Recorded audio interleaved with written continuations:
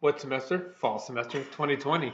It's November 2nd. Okay. The day before Election Day before Day. Election Day. If you haven't voted already, there's still time. If you live in California and you're not registered to vote, there's still time. You can actually go to the poll on Election Day and register to vote in California, and some other states allow that too. So if you have any questions about how to vote in your state, you can email us or you can Google, how do I vote in my state? And you'll probably find the answer with your friend Google. All right, we're going to launch right into our proceedings here, our class, okay? Do not forget to keep this stuff in mind. We have your interview paper due November 17th, and then we have, scroll down here even further, we see we have from November 8th through the 13th, we actually have the second midterm, okay? And you know the drill on that. What you need to do is just, open up multiple browsers, and you should be reviewing the content based on the weeks that we're going to be launching in right now, which is this special section called GERO 200 Weekly Assignments, okay? So we're going to scroll down, and I'm going to stop talking here in a second. This is an important time, okay? Especially during COVID-19, you need to have all your ducks in a line, and that's a euphemism, right? Or is that what that is? I think ducks in a row. Ducks in a row. I am the king of malapropism, all right? So, but that's okay. That's why she's here, to help me out, because I'm kind of language challenged at times. Okay. Okay. That's my son over there too. We're taping our lecture, but he's piping in as well. One time someone emailed John to say that I think a friend or a relative had passed away, and he responded LOL because he thought it meant that was when I was new to this whole stupid social media. He thought it meant lots of love. Lots of luck. Or lots of luck. Lots of luck. Love, lots of luck. Now I laugh out loud. Okay, now it's your turn. Alrighty. So one more thing before we talk about our assignments this week. If you are thinking about switching to pass-fail, I believe the deadline is the last day of class, which is Friday, November 13th. If you want to turn in your final interview paper early and have us grade it before that deadline so that you have all the information you need to make the decision, that's fine. Just let me know. Just email me and say, hey, could you please grade my paper early, and we'll take care of it. I think that's it. Okay, so open. Am I doing this? Doing it, yeah. I'm doing this. Okay. So we're talking about living wills and durable power of attorney for healthcare. This is a pretty important issue. I hate to say it, but because of COVID, it's even more important than usual. For people, anyone over 18 should have a living will or a durable power of attorney for healthcare. And we recently redid our will and our trust and our durable power of attorney for financial and for health. And when we were doing that, because we were going to have to get people to witness the documents, I went ahead and drafted documents for both of our kids. We have a son who's almost 25 and a son who's 19. And once you hit 18, you should start thinking, okay, what happens if I'm in a car accident? What happens if I get sick? What happens if I'm in the hospital? Who do I want to make medical decisions for me? And what kind of medical decisions do I want my doctor to make? What kind of treatment do I want? And then once you draft those documents, you should be updating them maybe every 5 years because your life changes. We were updating our documents because my mom had been one of the decision makers for us, and she passed away. John's brother's one of the other decision makers for us, and he's 74. So we changed everything so that our kids, who are adults now, are now higher in the ranking of controlling. They're at the top. Yeah, they're at the top. Yeah. So, and we did ask them if it was okay. But anyway, so something to think about when you marry, when you divorce, when you move to a different state. If you have a change in your health or just a change in your relationship, sometimes people that you were close to 5 years ago, you're not close to anymore. Or, they might have other issues where you just think they're too busy to be in a position of making healthcare decisions for you. So you'd want to update those documents periodically. So we've given you a tip sheet from the NIA. I'm going to open it. Go ahead, open it. Just move the, Do you want me to move this? I'll move that over there. Cool. Okay, good. He's usually my audio visual tech. She's but I'm the techie tech. Right. So anyway. She does everything. So The NIA run, that doesn't work. Okay, let's try this. Now I'm gonna move that over. I There can you do go. it. We're just like your parents. I can We do are it. your parents. So anyway, so what is a living will? What is a power of attorney for healthcare or an advance directive? A living will is basically instructions to your doctor that tells your doctor, this is what I want to happen if I am incapacitated, if I'm in a coma, if I'm too sick to make my own decisions, if I develop dementia or have a stroke and can't communicate and can't think through what should happen. And this, don't So you think this is important right now because you can't even go visit people in the hospital right now if they have to be morbid, but if they have COVID-19, you can't even go in there and do it in sure, and person. So you want to have conversations with your family members about what you would like to do and what they would like to do. And I was very fortunate with my mother that we had these conversations all the time. People often tell me, and it doesn't matter where you're from, what culture you're from, people often tell me I can't have that conversation with my parents because they're going to think that I'm like waiting for them to die, and it's going to be seen as disloyal and not just kind and loving and being a good child. But it is important, no matter where you're from, no matter what your culture is. Everyone always has a hard time talking about these issues, but it's such a gift to know what someone wants when they get to that point. So anyway, so if you're going to put together a living will, you're going to give instructions to your doctor that says, this is what I want. If you're going to put together a power of attorney, then you're designating someone to be your decision maker in the event that you're not able to make decisions for yourself.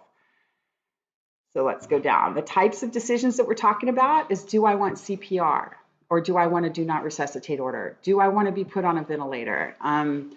That's a little bit weird right now because of COVID. Ventilators were used a lot at the beginning of the pandemic, not as much now, but certainly more people are being placed on ventilators than historically we would see in normal conditions. Do I want artificial food and hydration or not? Do I want just comfort care, medication to help me breathe, medication to deal with any pain I might have, medication for anxiety if I'm agitated, that kind of thing. you kind of flip to like this whole area of medicine called palliative care, where you're just keeping the person comfortable. Yeah. And so if you are an older person who has one or more really serious diseases, CPR is not that effective. If you're a young person, if I'm at school and I'm in my classroom at USC and one of my students falls over onto the floor and stops breathing, I'm going to try to do CPR on that person because it's much more likely to be effective with a young person. But unlike what you see on TV, for people that are older, for people who have life-threatening diseases, CPR is effective, maybe 1, 2, 3% of the time. So that's something that people can have conversations about. Palliative care, hospice care is wonderful. People are afraid to bring it up. Doctors are afraid to bring it up because they're afraid that their patients will think they're giving up on them. But hospice care is care for patients who are terminal. They've been deemed terminal in the sense that they're expected to die within the next 6 months. They are given just treatment to keep them comfortable, and they discontinue treatment for the underlying disease. Most people don't go to hospice care until the last week or so that they're alive, but studies have actually shown that people who go into hospice live longer and have a better quality of life. Palliative care can be given to you if you have a life expectancy of 20 or 30 years. So you might have a type of cancer that's a long-term cancer. Maybe you have metastatic breast cancer and your lifespan is expected to be 9 years, but you're having symptoms, things that make you uncomfortable. You can get a doctor to provide palliative care, which while it's continuing to treat your underlying illness, but also worrying about making you comfortable, helping you, And that can include psychiatric support, dealing with the condition and everything else. Absolutely, absolutely. So anyway, let's scroll down a little bit more. So it's really important to make your wishes known. We've had a number of cases in the United States, going back to Terry Schiavo and other cases like that, where younger people had some catastrophic medical event where they ended up in a persistent vegetative state, and then there were big legal battles over what was going to happen to them. So if you can communicate, put it in writing, You can get a living will form or a legal power of attorney for healthcare on the internet. There are a lot of good sources that are at the end of this NIA document. So pretty much any state that you're in, you can find a document that will be valid in your state. Let's see. DNRs we talked about. A DNR is basically a do not resuscitate order that tells medical personnel not to resuscitate you. Now, what usually happens is, for example, John's dad passed away many years ago, and he had a DNR, but when he had trouble breathing one day, 911 was called, the EMTs come in, and they're trained to provide CPR because they don't want to be wrong. They don't want to stand around and not provide CPR if you wanted it. So he had a DNR, but the form was probably on the refrigerator in the kitchen. I mean, you would have to hand it to the yes. So one alternative is to have a wristband or a necklace that is a DNR necklace that tells the emergency techs, you know, hey, I have a DNR, don't give me CPR, just let me go. Alrighty, so when, am I missing anything, buddy? Just selecting your healthcare proxy, which is what we've done. We already talked about that. So you have to think about who's a good person to make decisions for you. And in our case, we have a son who's 24. I trust him. He's familiar with our medical issues. I know that basically I told him, hey, just, you know, listen to the doctor and use your common sense. You know, I don't want to be kept going on machines if there's no hope of recovery. But if there's some hope of recovery, maybe a little bit of machines is okay. So we talk about it, we joke about it. And so, so he has the information he needs to make decisions. And if typically what I advise as an attorney is to have more than one person designated as your healthcare proxy in order. So you've got a number one choice. If that person can't serve, you have a number two choice. If that person can't serve, you go to the number three choice because, you know, people die, they move away, they become estranged. You know, it's good to have a couple choices because if you don't have a durable power of attorney for healthcare and something happens to you, it is a very difficult legal process for someone to go into court and get a conservatorship over you to be able to make those decisions for you. There's in the documents in the advanced directives, there's a lot of leeway. You can say, I want this person to be able to make decisions for me now. You can say, I want this person to not be able to make decisions for me until I become incapacitated. You can say, I am giving this person very specific instructions that they need to follow. You know, you could limit what they're able to do. Once you've developed the document, most people stick it in a drawer and then it's not accessible when you need it. So for example, when John's mom was in the hospital a few years ago, we made sure that we had copies of the advanced directive in both cars so that anytime we would be going to the hospital, we'd have it with us if we needed it. It's good to give a copy to your doctor. It's good to give a copy to the person who you've designated as your healthcare agent. So they're like a real estate agent that sells you a house. They're your healthcare agent that's going to make decisions for you when you're incapacitated. So make sure some states have online places in the cloud where you can, you know, deposit your electronic copy of your healthcare form, and then any hospital or doctor would be able to access it, but that's still relatively new. Okay, we didn't talk about PULSE or MOLS. This is a new development. Not all states have it. California does, New York does. New York calls it a MOLS, California calls it a PULSE. This is something that gives you more options than just a do not resuscitate order. Do not resuscitate order says, I don't want CPR, or I do want, you know, I do want CPR. It says, I don't want CPR. A PULSE says, I do want CPR, or I don't want CPR, but I want to be kept comfortable. I don't want CPR, but I want food and hydration. So it gives you a few more choices about end of life issues. So it's typically used at the very end of life. And that's something that you would sign with your doctor. Okay, anything else? That's it. So yeah, so the important thing is, that's an example of something you'd have in your wallet. Yeah, you could have something in your wallet. You know, you would definitely want to have a copy given to the people that are going to be making your decisions. And these are all good websites. Caringinfo.org is really good. Let's see, the American Bar Association has a toolkit. There are generic forms that are good in, I think, probably 45 states, but there are a few states that have special requirements. So you want to make sure that the form that you use is good in the state that you live in. Awesome. All right, back to the course. Let's see Okay. I don't know what the discussion is. Yeah, But, go back there. Okay. yeah. The discussion is kind of fun this week. Oh, before we go on, I added these things a semester or two ago because when we talk about healthcare decision making, some people kind of go too far and they say, well, I'm just going to, make all the decisions for my family member. And that's very common in other countries. In the US, we're very much, okay, respect that person's independence, respect their autonomy, respect what older people want to do. So we wouldn't impose our views on them.